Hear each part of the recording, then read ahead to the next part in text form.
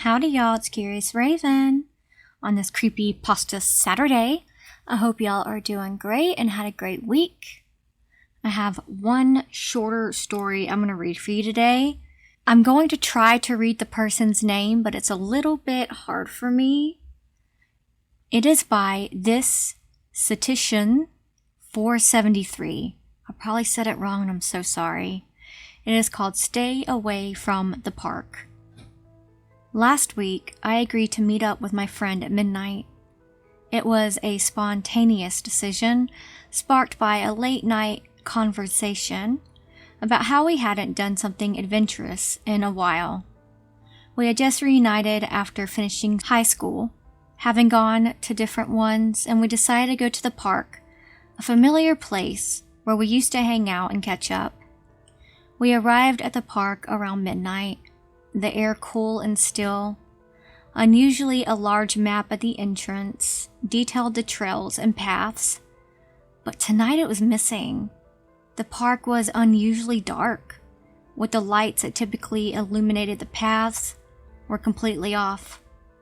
It struck us as eerie and unsettling, but we shrugged it off, the discomfort, and decided to explore further. We walked down the main path, the gravel crunching under our feet in the darkness. The deeper we went into the park, the more unsettling it became. That's when we started noticing them. Clothes scattered everywhere. There was a gray long-sleeve shirt slumped over the barrier on the side of the gravel path. A pair of jeans was draped over a bush, and a red jacket hung eerily from a tree branch. There was no rhyme or reason to it. It was like someone had emptied out an entire wardrobe into the park. We kept walking, our pace a little slower now, eyes darting around to take in our surroundings. As we ventured further, we kept finding more clothes. There was a pair of jeans draped over a low-hanging branch, a colorful scarf twisted around a bush, and even a lone sneaker lying in the middle of the path. The further we went, the more it seemed like the park had turned into an eerie opened-air closet. Each step felt heavier, the air colder, as if we were walking into the unknown. We decided to push forward, even as uneasy feeling in the pit of my stomach grew. George and I continued along the path, the night air growing colder with each step. It wasn't long before we spotted more clothes, shirts, pants, even a pair of sneakers scattered haphazardly around. Just as I was about to suggest turning back, I caught a glimpse of something in the marshy water off to the side.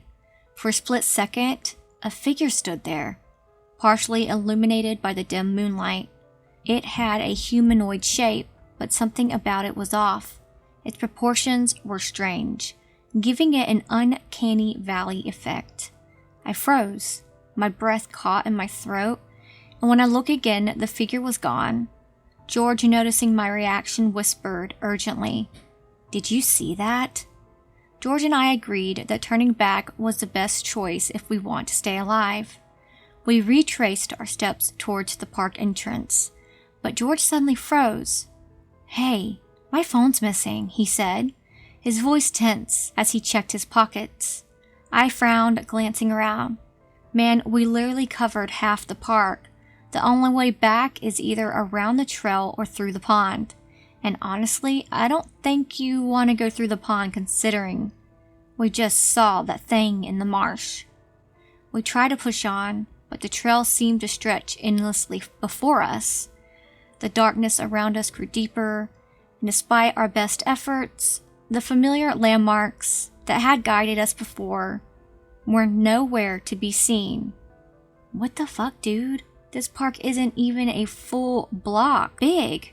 I don't see the entrance, I muttered, a chill creeping up my spine. Despite our growing unease, George and I decided to keep moving forward. Sitting ducks in the middle of the park didn't seem like a good idea.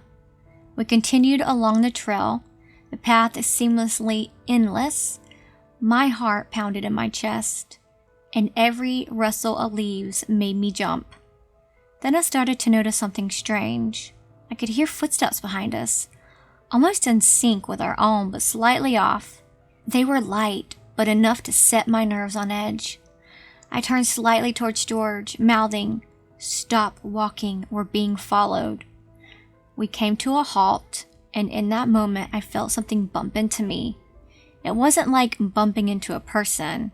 It felt more like colliding with a stack of sticks or a frail thin wall. It was as if I had run into something insubstantial yet unsettling. I screamed and spun around, but there was no one there. George's eyes were wide with fear, matching my own.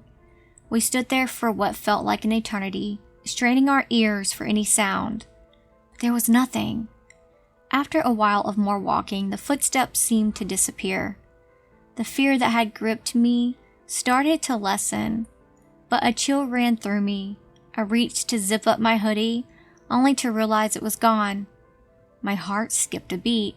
How could it have just disappeared? Panic started to set in again, and we quickened our pace. As we turned a corner, my breath caught in my throat. There in the middle of the trail was a scarecrow-like figure, wearing my hoodie. I stood eerily still, its form barely visible in the dim light. My blood ran cold, and I felt a shiver run down my spine. Panic, I grabbed George's arm and pulled him to sprint in the opposite direction. Deeper into the park, we tore through the darkness, our breaths coming in ragged gasps. The fear drove us faster, but the park seemed endless, the trees and the shadows blending into one another, making it hard to tell if we were actually moving anywhere. After what felt like an eternity of running, we finally stopped to catch our breath. The fear of being followed had subsided slightly, but we were still completely disoriented. I looked around at the unfamiliar surroundings, realizing we had no idea where we were. "We need to mark our path," I said, trying to keep my voice steady. "We've already seen how the clothes are scattered everywhere. Let's use our clothes to mark where we've been." George nodded, still catching his breath, and we began to strategically place our clothing items along the trail. I tore my tank top in two, draping one piece over a nearby fence and the other over a low branch. George threw his shirt onto a nearby tree branch. We kept moving, leaving behind a trail of our belongings to track our way back.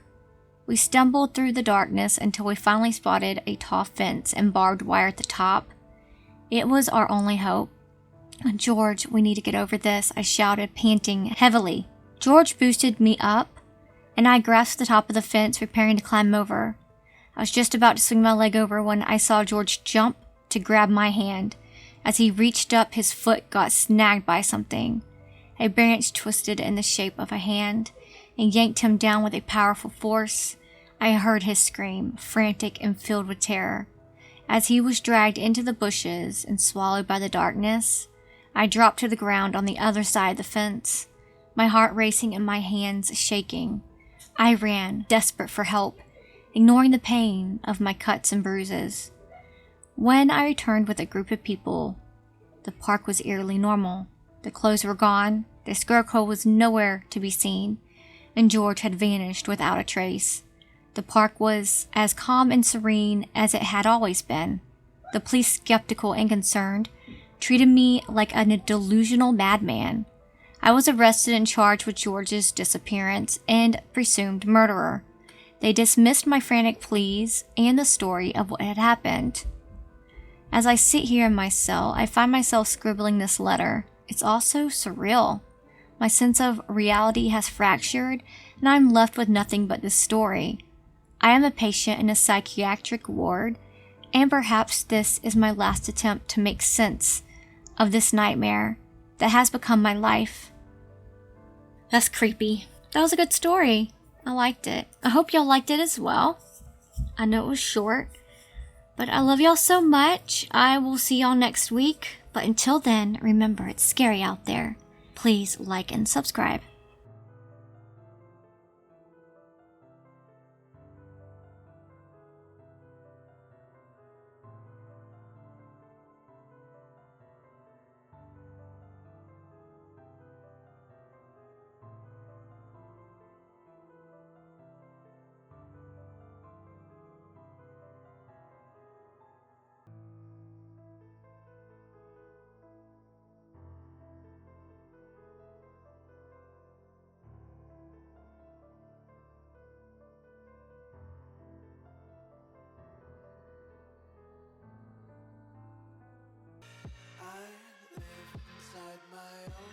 world of make-believe. Kids screaming in the cradles, profanities. I see the world through ice covered in ink and bleach. Cross